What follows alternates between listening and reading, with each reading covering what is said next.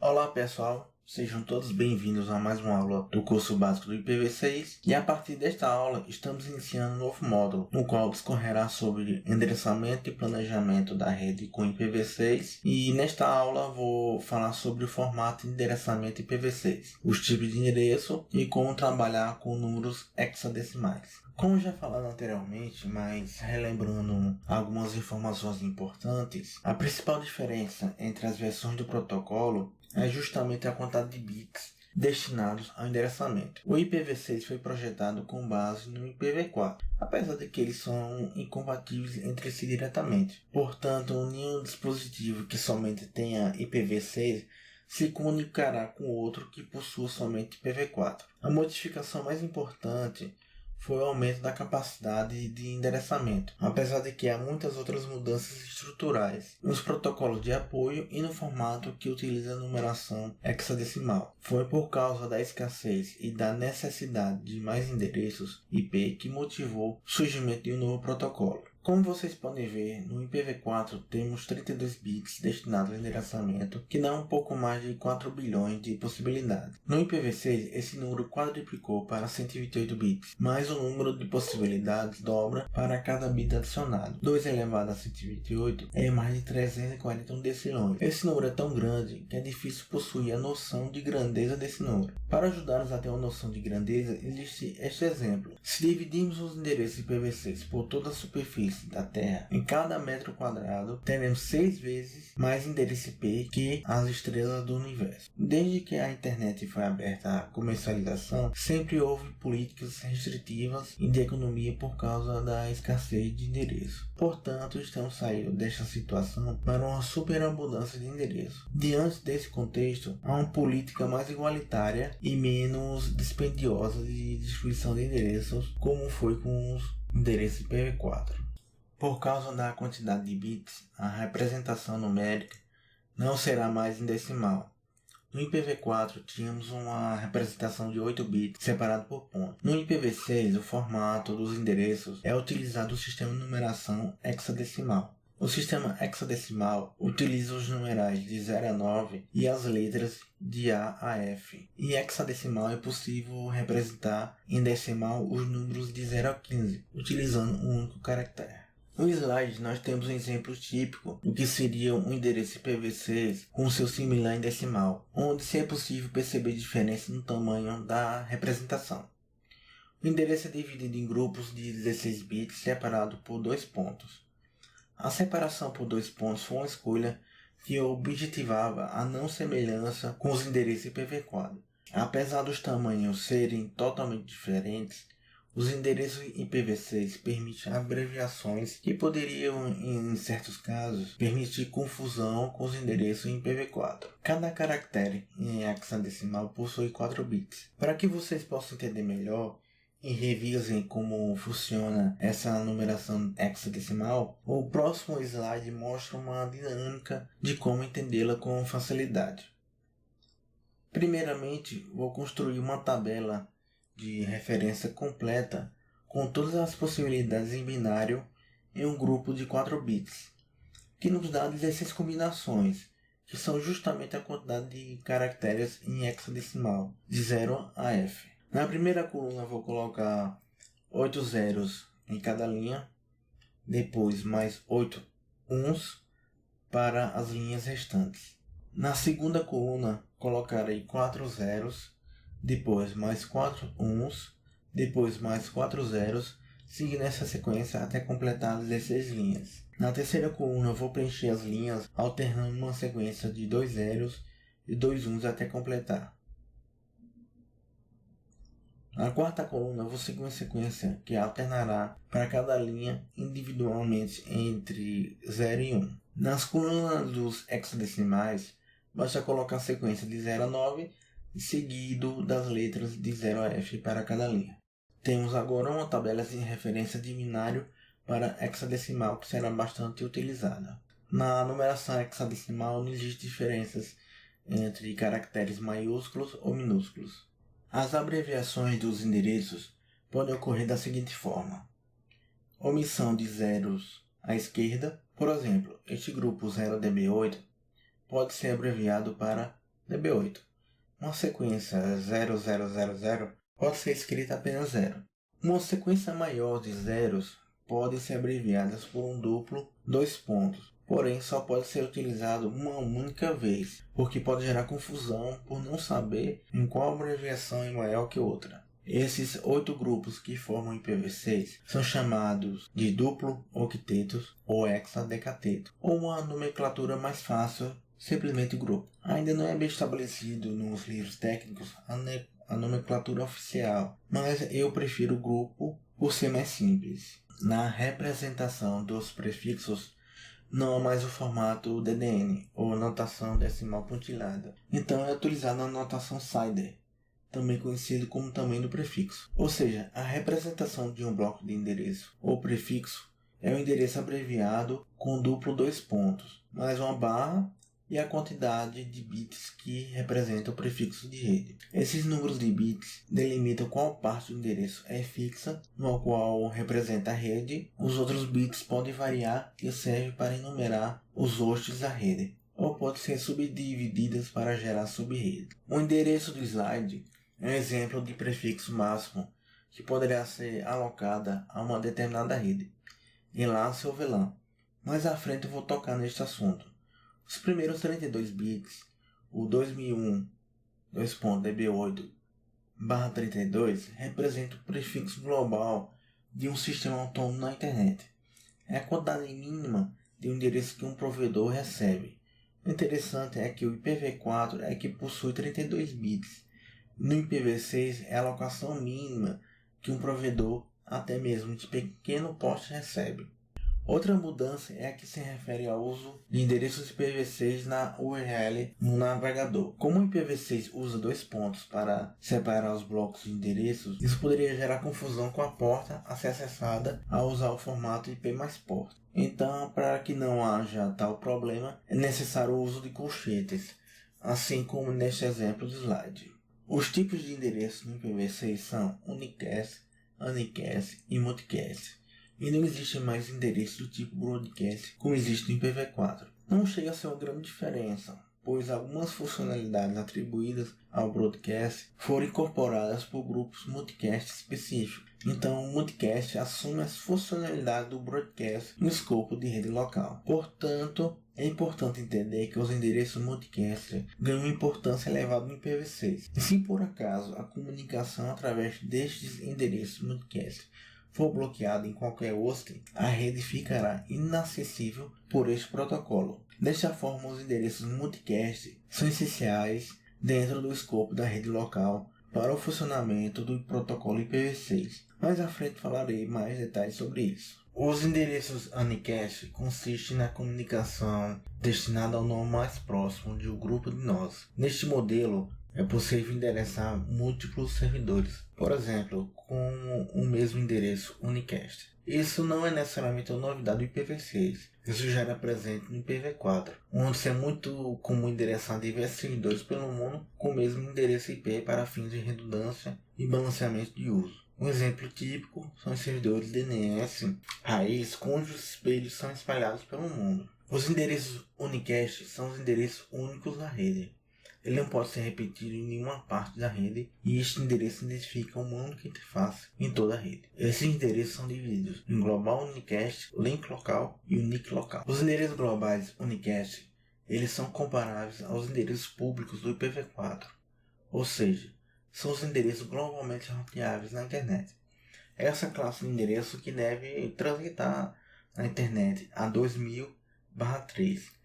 Esse bloco de endereços é a faixa na qual foi reservado ao endereçamento da internet pública. Essa faixa representa apenas 13% do total de endereços possíveis, mas o que é o 2000/3 no IPv6. Vou reutilizar aquele quadro de conversão de binário para hexadecimal. Esse /3 significa que os 3 primeiros bits são fixos. Veja como isso funciona. Como cada caractere hexadecimal representa 4 bits, precisamos verificar em binário este primeiro caractere.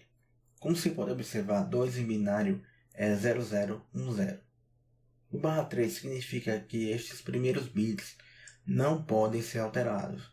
Todos os outros bits podem variar. Portanto, se o próximo bit do mesmo caractere for variado em binário, teremos 0011. Ao ser observado novamente o quadro, esse número binário é representado por 3 em hexadecimal. Assim, o prefixo global 2000/3 representa uma abrangência de endereços de IPs que começa em 2000, 000 numa sequência de zeros, até 3FFF numa sequência de F. Ou seja, se o endereço começa com 2 ou com 3, significa que o endereço pertence aos endereços globais ou endereços públicos roteados na internet. Neste slide é demonstrada toda a estrutura do endereço IPv6. Os primeiros 64 bits, os bits mais significativos, são destinados ao endereçamento da rede. Os próximos 64 bits são destinados ao endereçamento de host. Isso quer dizer que o projeto arquitetural do IPv6 prevê que todas as VLANs ou subredes tenham um prefixo máximo em 64 bits, ou seja, é destinado ao endereçamento de hosts no mínimo 64 bits. Isso é equivalente a mais de 18 quintilhões de IPs. Obviamente não é esperado que haja tantos dispositivos assim por rede. Então, por que desperdiçar tantos bits para endereçamento de host?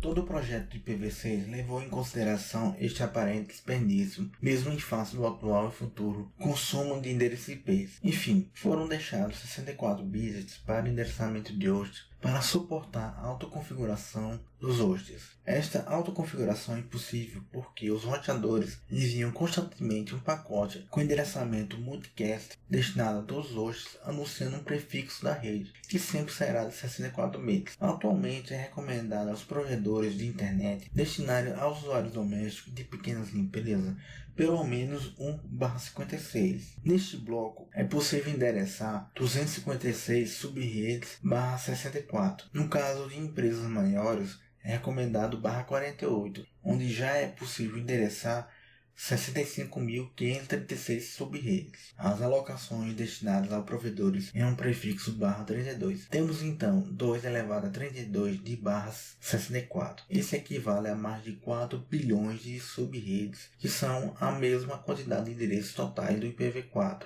Que agora estão disponíveis a um único provedor de pequeno porte, visto que eles podem solicitar mais do que isso.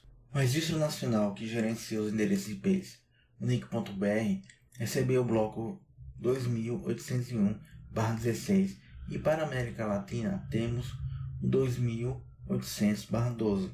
O LACNIC poderá distribuir mais de 1 milhão de prefixos /32 e certamente não há tantos sistemas autônomos na América Latina. Neste outro slide mostra de forma clara que os 5 registradores regionais receberam cada 1/12, sendo que há no total 512 e apenas destes 5 foram distribuídos. E se você ainda está desconfiado que faltará IP, essa distribuição inicial, o 2000/3, é apenas 13% do total do espaço possível. Não há necessidade de dificultar a distribuição do IPv6, há suficiente endereço para todos. Outro tipo de endereço unicast é o link local. Ele é atribuído automaticamente a qualquer interface em que o IPv6 está ativado. Foi reservado a este tipo de endereço a faixa FE80/64. O escopo dela é local, isto é, a abrangência da comunicação originada a partir deste endereço se restringe apenas à mesma subrede, ou seja, os roteadores não devem encaminhar essa comunicação entre os diferentes enlaces. Eles não podem fazê-lo porque as funcionalidades atribuídas a este endereço não são, pelo menos a princípio, destinadas a servir aos protocolos da camada superiores, mas para o uso dos protocolos de apoio. Como vocês podem ver no slide, os últimos 64 bits podem variar e essa atribuição é automática. Há uma semelhança com os endereços APIPA do IPv4, que são o 69.254/16. Essa faixa de endereço é atribuída aos computadores com Windows ou Mac, somente quando o serviço de DHCP falha por algum motivo. A função para este endereço era a independência de uma pequena rede a um servidor DHCP. A diferença com o link local é que este último sempre estará presente no IPv6 e é essencial ao seu funcionamento. Outro tipo de endereço unicast é o NIC local. Foi reservado o bloco FC FF00/7 para esta finalidade. Este tipo de endereço é comparado aos endereços privados no IPv4, aqueles que foram definidos pela RFC 1918, que foram separados para apenas endereçamento local e sem roteamento na internet. Ou seja, tanto os endereços da RFC 1918 quanto os endereços único local do IPv6 devem ser bloqueados para não transitarem pela internet. E para isto, inclusive, é recomendado e considerado uma boa prática bloquear a origem e o destino a este endereço entre os sistemas autônomos. No IPv4, os endereços da RFC 1918 eram utilizados para acessar a internet através do NAT, mas o objetivo do único local do IPv6 não é o mesmo, visto que o NAT não deve ser utilizado, pois é endereço suficiente para enumerar grandes quantidades de dispositivos. Desta forma, o objetivo do único local é para que alguns dispositivos tenham apenas comunicação interna sem contato com a internet. Como falado anteriormente, foi reservado para este tipo de endereço o bloco FC00/7. Como pode ser visto neste slide, este bloco foi dividido em dois blocos, o FC00/8 e o FD00/8. O bloco FC00/8 precisa de um identificador global, o qual é responsabilidade de uma autoridade da internet por atribuí-lo. Mas por enquanto não há nenhuma autoridade com essa responsabilidade para a alocação do bloco FC00/8. Isto é, este prefixo está temporariamente sem definição para uso. Entretanto, o prefixo FD00/8, cujo identificador obrigatoriamente precisa ser gerado pelo próprio usuário, deve porém obedecer às regras recomendadas pela RFC 4193, que trata da utilização de um algoritmo para a criação do identificador global. Seguir esse algoritmo é interessante, porque a ideia é que os endereços ULA tenham baixíssimas probabilidades de serem repetidos em duas ou mais empresas, de forma que é possível que cada empresa tenha o seu próprio endereço privado único. Existem alguns endereços especiais, como por exemplo, temos o duplo 1/128, que representa o próprio host, assim como o 127.0.0.1 está para IPv4. Temos também o não especificado, que é o duplo 2.128, que é utilizado para o computador que ainda não tem o IPv6 atribuído. E uma faixa especial destinada à documentação, 2001 DB8/32. Este bloco é reservado, pois é destinado para escrita de tutoriais de passo a passo, livros e afins. Esta faixa, inclusive, deve ser bloqueada para não transitar na internet. Os endereços multicast representam um grupo de hosts. Para esta funcionalidade foi destinado o bloco FF00/8. Este /8 significa que se o endereço começar com FF, ele é deste tipo. Esses endereços são semelhantes à classe D do IPv4, que é de 224.0.0.0 até 239.0.0.0. A diferença é que o suporte ao multicast é obrigatório em todos nós IPv6. Nesta tabela é possível observar que, a depender do serviço oferecido, a interface associa um tipo diferente de endereço multicast, mas todos pertencem ao grupo FF01.2.2.1. Os endereços se aproveitam de uma melhor inteligência da camada física para uma distribuição mais eficiente, ao ponto que não é mais necessário endereço de broadcast.